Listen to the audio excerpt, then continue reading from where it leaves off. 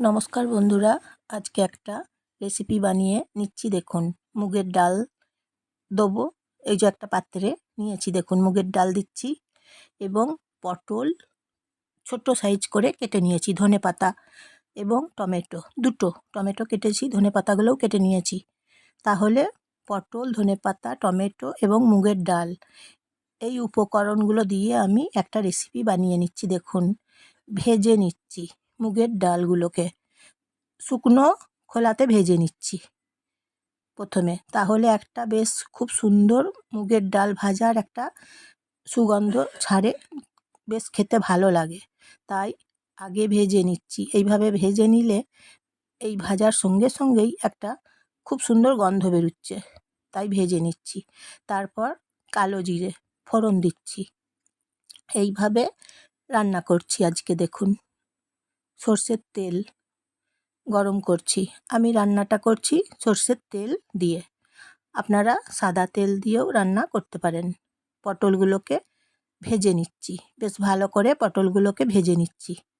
ছোট করে কেটে নিয়েছি পটলগুলো। ভেজে নিয়ে তারপর একে একে উপকরণগুলো দিয়ে এখন দিচ্ছি ম্যাগি মশলা, মুগের ডাল দিলাম, ভেজে নেওয়া মুগের ডাল, টমেটো দিচ্ছি এখন। এইভাবে দেখুন রান্না করছি। তারপর নেড়ে চেড়ে নিতে হবে, ভেজে নিতে হবে। এইভাবে দারুণ টেস্টি, হেভি টেস্ট, খুব সুস্বাদু, দারুণ স্বাদ হয়েছে। মশলা সামান্য দিচ্ছি 1 চামচ, তারপর নুন দিচ্ছি পরিমাণ মতো। আমি জয়া, আপনারা জয়ার রান্নাঘর থেকে নমস্কার নেবেন বন্ধুরা। হলুদ গুঁড়ো দিচ্ছি, সবাই শুভেচ্ছা নেবেন। হলুদ গুঁড়ো দিলাম। তারপর এইভাবে নেড়ে চেড়ে নিতে হবে। নেড়ে চেড়ে নিয়ে এইভাবে রান্না করতে হবে।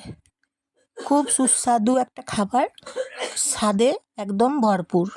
আপনারা একবার এইভাবে বানিয়ে দেখুন বন্ধুরা, আপনারা বারবার খেতে চাইবেন এইভাবে এই রান্নাটা বানিয়ে নিলে।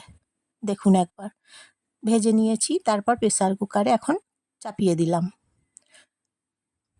2 মিনিট পরে নামিয়ে নেব। প্রথমে ভেজে নিয়ে তারপরে চাপাতে হবে। তাহলে একটা লাইক করে দেবেন বন্ধুরা, একটা সাবস্ক্রাইব করে দেবেন। এই যে দেখুন কি সুন্দর হয়েছে, দেখুন খেতে দুর্দান্ত ফাটাফাটি একদম স্বাদ হয়েছে, খুব টেস্টি। এই এই রেসিপিটা, এই রান্নাটা খুব টেস্টি রান্না। এইভাবে একবার খেয়ে দেখুন, তারপর কেমন হয়েছে বলবেন, তারপর সবাইকে শেয়ার করে দেবেন।